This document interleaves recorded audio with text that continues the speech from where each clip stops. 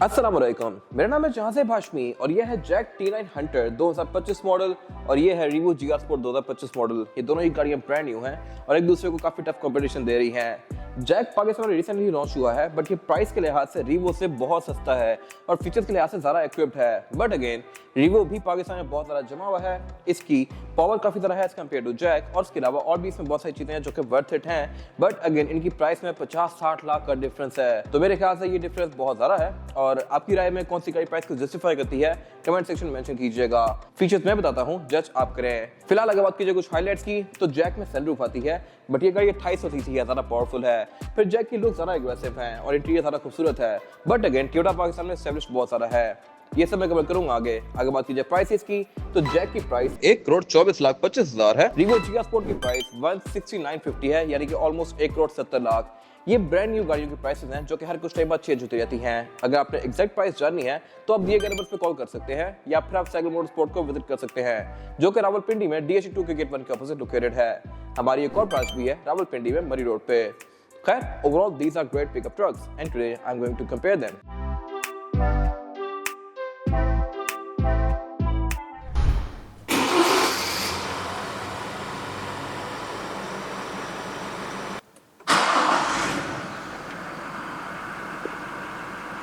Let's start with the exterior of this car. Looks के लिहाज से मेरे ख्याल से जैक ज़्यादा खूबसूरत है। ये काफी हद तक डॉज रैम से इंस्पायर्ड है और बैक पे भी ये गाड़ी किसी हद तक टेंड्रा से मिलती है। और इसके अलावा इंटीरियर में भी इसमें इंस्पिरेशन ली गई है फोर्ड से, ये सब मैं कवर करूंगा।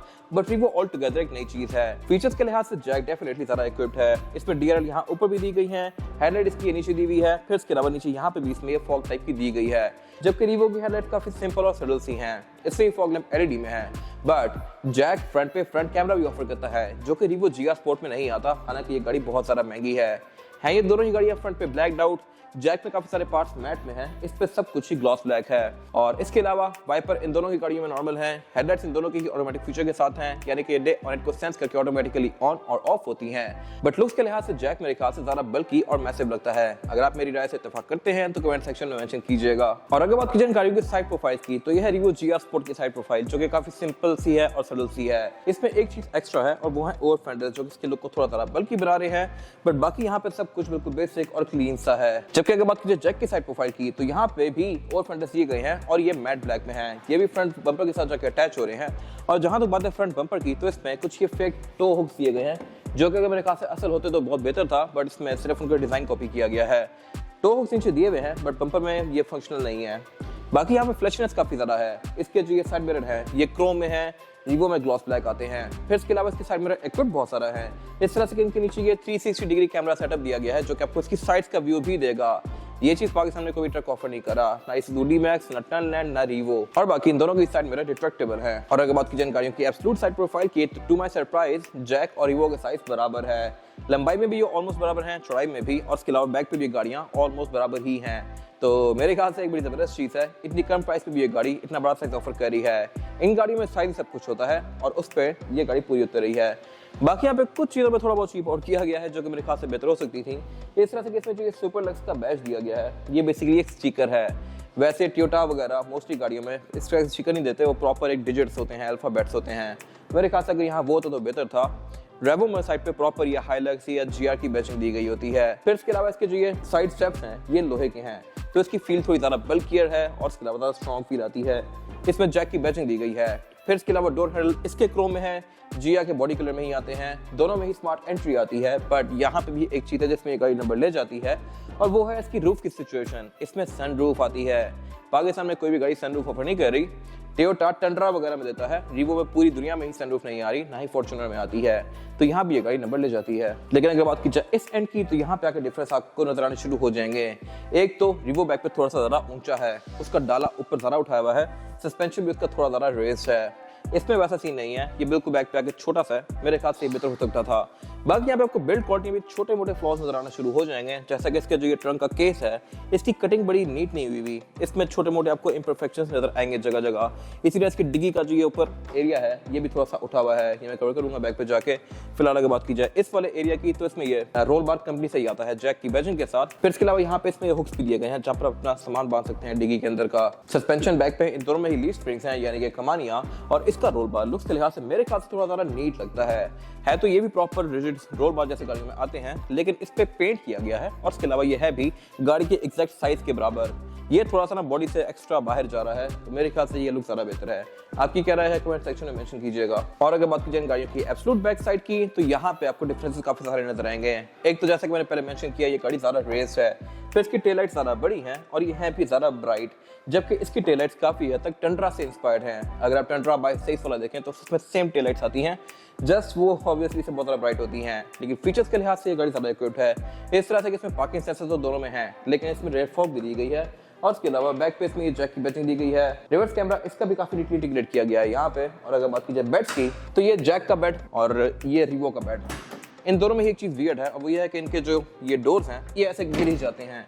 इनमें अगर हाइड्रोलिक आ रहा तो मेरे ख्याल से बहुत बेहतर था, दोनों भी नहीं दिए गए, बट इवन इसके दरवाजे खुलने के बाद भी रिवो ज़्यादा ऊपर है। ट्रंक कैपेसिटी के लिहाज से ये दोनों गाड़ियां स्पेशियस हैं। इसका बेड मेरे ख्याल से थोड़ी सी रफ वाइब देता है आपको, रिवो का बेड बहुत ज़्यादा नीट है और इसमें हर चीज़ पे प्रॉपर कवरिंग्स लगाई गई हैं। बैक पे इसमें बेड के अंदर लाइट्स भी आती हैं, जो कि अगेन मेरे ख्याल से एक अच्छी चीज़ है। और इसके अलावा एक और चीज़ जो ये गाड़ी थोड़ी सी लैक करती है वो है रेयर विंडशील्ड में विंडो।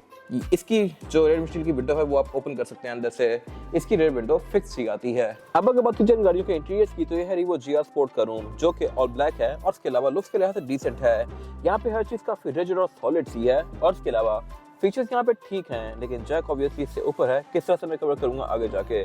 फिलहाल अगर बात की स्टीयरिंग व्हील की, तो ये पूरा ही लेदर स्टिच्ड है और इसमें GR स्पोर्ट की थीम को मैच करने के लिए रेड कलर की स्टिचिंग दी गई है। फिर ये गाड़ी पैडल शिफ्टर ऑफर करती है और पैडल शिफ्टर सिर्फ इसी गाड़ी में आते हैं, जैक ऑफर नहीं करता। लेकिन जहां तक बात है मीटर की, तो मीटर इसमें एनालॉग है, जैक में पूरी ही स्क्रीन है, वो आप काफी हद तक कॉन्फ़िगर कर सकते हैं, इसमें वैसा कोई ऑप्शन नहीं है। फिर अगर बात कीजिए मीटर की हाउसिंग की, तो इसमें ये चीप प्लास्टिक की है, जबकि जैक की बिल्ड क्वालिटी यहाँ पे थोड़ी सी बेहतर है। फिर इसके अलावा नीचे इसकी एयर वेंट्स वगैरह दिए गए हैं, सब कुछ यूजुअल स्टफ है। मल्टीमीडिया स्क्रीन इसकी मेरे ख्याल से बहुत बेहतर हो सकती थी। जैक में अच्छी खासी बड़ी स्क्रीन आती है और उसके बॉर्डर भी काफी कम है। एक तो स्क्रीन काफी छोटी सी है GR में, जबकि इसके बॉर्डर भी अच्छे खासे मोटे दिए गए हैं, तो ये इसको काफी वियर्ड सी लुक दे रही है। फिर इसमें ब्लूटूथ, ऑक्स, नेविगेशन, USB ये सब कुछ आता है। क्लाइमेट कंट्रोल यहाँ भी डुअल जोन है, लेकिन इसके फिजिकल बटन्स दिए गए हैं। जैक में ये थोड़ी सी डिफरेंट है, किस तरह से मैं कवर करूंगा आगे जाके। उसका क्लाइमेट कंट्रोल स्क्रीन के अंदर ही दिया हुआ है। फिर उससे नीचे कप फोटोज वगैरह हैं, वायरलेस चार्जर ये गाड़ी ऑफर नहीं करती और इसकी जो गेयर सेलेक्टर है इसको आप डी में करके इसको मैनुअली भी चला सकते हैं। पार्किंग ब्रेक इसमें ये नॉर्मल है और इसके अलावा अगर बात करें सेंटर कंसोल की, तो ये इसका स्पेस के लिहाज से काफी चौड़ा तो है, लेकिन इसमें कूल बॉक्स यहाँ पे नहीं है, यहाँ पे है। मेरे ख्याल से यहाँ और ज़्यादा सेंसफुल आता। फिर अगर बात कीजिए सीट्स की, तो ये इसकी ब्लैक और रेड कॉम्बिनेशन में है और ये है भी इलेक्ट्रॉनिकली एडजस्टेबल, तो ये मेरे ख्याल से एक अच्छी चीज़ है। रूफ इस गाड़ी में फिक्स ही आती है, सनरूफ रिवो ऑफर ही नहीं करता क्रॉस द ग्लोब। और बाकी विंडोज की चारों में सिंगल टैप वाली हैं, साइड में रिट्रैक्टेबल हैं। और अब अगर बात कीजिए रिवो GR में रेयर पैसेंजर्स की सीटिंग कैपेसिटी की, तो ये बैक पे डिसेंट है और हेडरूम भी इसमें सफिशिएंट है। कैपेसिटी के लिहाज से ये थोड़ा सा जैक से ज़्यादा खुला है, लेकिन अमेनिटीज यहाँ पे जैक से आधी दी गई हैं। रेयर पैसेंजर्स के लिए सेंटर कंसोल तो है, लेकिन पावर आउटलेट्स नहीं है। फिर इसके अलावा बाकी यहाँ पे स्पीकर्स तो हैं, लेकिन ट्विटर्स नहीं है। और बाकी इसकी जो विंडोज हैं ये प्राइवेसी वाली नहीं है, ये ट्रांसपेरेंट हैं, उसमें प्राइवेसी वाली आती हैं। लेकिन एक चीज़ यहाँ पे अच्छी है वो ये है कि इसकी रेयर विंडशील्ड को आप ओपन कर सकते हैं। यहाँ पे एक विंडो दी गई है, सेंटर कंसोल इसमें भी दिया गया है, जिसमें 2 कप होल्डर्स हैं और उसको आप एज एन आर्मरेस्ट भी यूज कर सकते हैं और ये ज़्यादा चौड़ा है एज कम्पेयर टू जैक का। और अब अगर बात कीजिए जैक के इंटीरियर की, तो यहाँ फीचर्स बहुत ज़्यादा दिए गए हैं, जिसकी वजह से इसकी फील भी थोड़ी ज़्यादा लग्जरियस आ रही है। यहाँ पे एक तो सबसे पहले इसकी हाईलाइट सनरूफ है, ये पाकिस्तान में कोई भी ट्रक ऑफर नहीं कर रहा, ये टंड्रा या फोर्ड वगैरह जैसी गाड़ियों में आती हैं, तो मेरे ख्याल से एक बहुत ज़बरदस्त चीज़ है इस प्राइस पॉइंट पे। और इसके अलावा स्टीयरिंग व्हील भी इसका लुक्स के लिहाज से काफ़ी मॉडर्न है भी मल्टीमीडिया वाला, ये गाड़ी क्रूज कंट्रोल भी ऑफर करती है। और अगर बात कीजिए मीटर की, तो ये भी लुक्स के लिहाज से अच्छा है, बट मेरे ख्याल से एनालॉग डायल जो रिवो में आता है वो बहुत ज़्यादा बेहतर है। ये आपको ट्रेस, एवरेज किलोमीटर पर लीटर, आउटसाइड टेम्परेचर, गाड़ी की स्टार्ट ये सब शो करवाएगी और आप इसकी थीम्स को भी चेंज कर सकते हैं। और अगर बात कीजिए मीटर की हाउसिंग की, तो ये सारा ही सॉफ्ट टच मटेरियल है, लेकिन इसकी जो लुक है, डिज़ाइन है, ये काफ़ी हद तक फोर्ड से इंस्पायर्ड है। फोर्ड F-150 हमारे पास एक लिमिटेड था, उसमें भी सेम टू सेम ऐसा ही एरिया आता है जहाँ पर उसके सोनी का सबवूफर दिया गया होता है, एयरवेंट्स के ऐसे ही हैं और इसमें एम्बिएंट लाइट भी काफ़ी हद तक वैसी ही दी गई है। बाय द वे ये गाड़ी एम्बिएंट लाइटिंग ऑफर कर रही है, जिसके आप कलर्स को भी RGB कलर्स में चेंज कर सकते हैं। डैशबोर्ड में यहाँ पे एक लाइन दी हुई है और इसके अलावा आप इसके इफेक्ट्स को भी चेंज कर सकते हैं कि ये पल्स इफेक्ट दे, स्टैटिक रहे, जैसे मर्जी आप इसको चेंज करना चाहें कर सकते हैं। फिर इसके सेंटर में एक काफी बड़ी मल्टीमीडिया स्क्रीन दी गई है, जिसमें एंड्रॉइड ऑटो और एप्पल कारप्ले दोनों आते हैं। ये अगेन मेरे ख्याल से गाड़ी की एक बहुत अच्छी चीज़ है।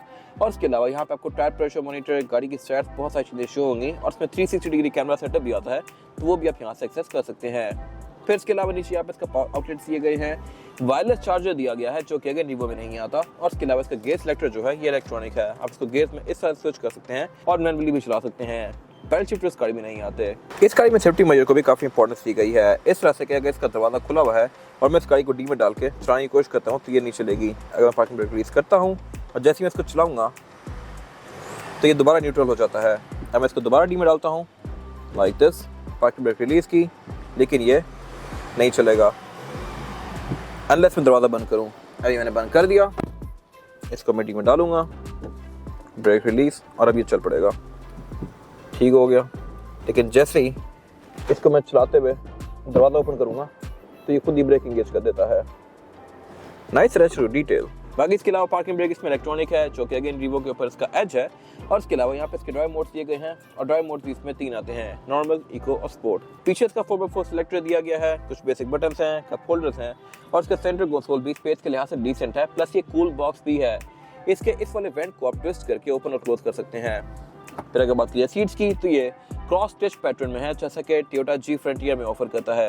और इसके अलावा ये सीट्स हैं भी इलेक्ट्रॉनिकली एडजस्टेबल, इनको मैं इलेक्ट्रॉनिकली आगे पीछे कर सकता हूँ, ऊपर नीचे भी कर सकता हूँ। फिर बाकी डोर्स जो है इसके ये अगेन ब्लैक और ब्राउन के कॉम्बिनेशन में है। साउंड सिस्टम इसका ठीक है, विंडोज पे चारों ही सिंगल टैप वाली हैं जो कि अगेन मेरे ख्याल से एक अच्छी चीज़ है।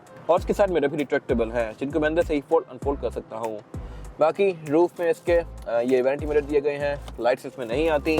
सनग्लास होल्डर यहाँ सेंटर में दिया गया है, कैबिन लाइट्स एलईडी में है, रियर मिरर ऑटो डिमिंग वाला है। और अगर बात की जाए इसमें रेयर पैसेंजर्स की सीटिंग कैपेसिटी की तो बैक पे डिसेंट है। लेगरूम मेरे पास कोई बहुत ज़्यादा स्पेशियस नहीं है लेकिन सफिशिएंट है, और हेडरूम भी इसका ठीक है, पूरा है। बट यहाँ पे एमेनिटीज बहुत अच्छी हैं। रेयर पैसेंजर्स के लिए एयर वेंट्स दिए गए हैं, पावर आउटलेट दिए गए हैं दोनों, USB भी और C2C भी। फिर इसके अलावा नीचे एक प्रॉपर स्विच दिया गया है जहाँ से आप अपना फोन वगैरह चार्ज कर सकते हैं अपना चार्जर लगा के, और बैक पे भी इसमें एम्बिएंट लाइट आती है। अब कहने को एक छोटी सी लाइट है बट स्टिल ना उनसे बेहतर है। फिर इसके अलावा सेंटर में सेंटर कंसोल भी ऑफर करती है जिसमें कप होल्डर्स हैं, सीट बेल्ट इसमें आती हैं, आईएसएफ के पोर्ट्स आते हैं, हेडरेस्ट भी ये गाड़ी ऑफर करती है। और इसके अलावा रेयर विंडोज की प्राइवेसी वाली आती है, यानी कि ये टिंटेड आई हुई हैं कंपनी से ही। ये है भी सिंगल टाइप वाली जैसे कि मैंने पहले कवर किया था। रेयर डोर्स पे स्पीकर्स भी हैं। और अब अगर बात की जाए गाड़ियों के इंजन की तो रिवो जीआर स्पोर्ट में जो इंजन आता है यह है 2800 सीसी टर्बोचार्ज डीजल, जबकि जैक पे जो इंजन आता है यह 2000 सीसी टर्बोचार्ज डीजल। ये दोनों ही गाड़ियां डीजल हैं और परफॉर्मेंस के लिहाज से ठीक हैं। रिवो की हॉर्स पावर 201 है जबकि जैक की 163, तो ये एक ड्रास्टिक डिफरेंस है। और ऑब्वियसली आपको लॉन्च में, ऑफ रोडिंग में, रेस में आपको फर्क फील होगा। जैक से रिवो ज़्यादा तेज है। जहाँ तक बात है पार्ट्स की अवेलेबिलिटी की तो रिवो के पार्ट्स पूरे पाकिस्तान में इजीली अवेलेबल है। जैक को मार्केट बनाने में शायद थोड़ा टाइम लगे, लेकिन जिस प्राइस पॉइंट पे ये गाड़ियाँ हैं तो मेरे ख्याल से जैक भी टोटली वर्थ इट है। जहाँ तक बात है एवरेज की तो रिवो आपको 10 से 12 तक की एवरेज दे देता है, जबकि जैक की एवरेज आपको विद द पैसेंजर टाइम ही पता लगेगी। शायद उसकी एवरेज रिवो से बेहतर हो क्योंकि उसका इंजन छोटा है, लेकिन क्या पता बुरी हो क्योंकि ये इंजन अगर छोटा और रिवो से अंडर पावर है तो ये गाड़ी लोड बहुत लेगी और फ्यूल ज़्यादा खाएगी। तो एवरेज इसकी with the passenger time he idea होगी। और जहाँ तक बात है रिलायबिलिटी की तो ये भी टाइम के साथ ही पता लगेगा। और अब अगर बात की रिम साइज की तो रिम इन दोनों में ही 18 इंचेस का आता है। लुक्स के लिहाज से किसी की अपनी ओपिनियन है, जैक का रिम काफी हद तक रिवो के वी वर्जन के रिम से मिलता जुलता है, जबकि जीआर स्पोर्ट का रिम थोड़ा ज़्यादा एग्रेसिव है। आपको दोनों में से किसका रिम ज्यादा पसंद आया कमेंट सेक्शन में मेंशन कीजिएगा। ये था आज का कंपैरिजन। अगर आपको ये कंपैरिजन पसंद आया है तो हमारे चैनल को सब्सक्राइब कीजिए, इस वीडियो को लाइक कीजिए, और अगर आपके पास इन गाड़ियों से रिलेटेड कोई भी राय है तो उसको कमेंट सेक्शन में शेयर जरूर कीजिएगा, ताकि वो लोग जो ये गाड़ियां लेने वाले हैं वो आपकी राय से फायदा उठा सकें। अपना ख्याल रखिएगा। Thank you.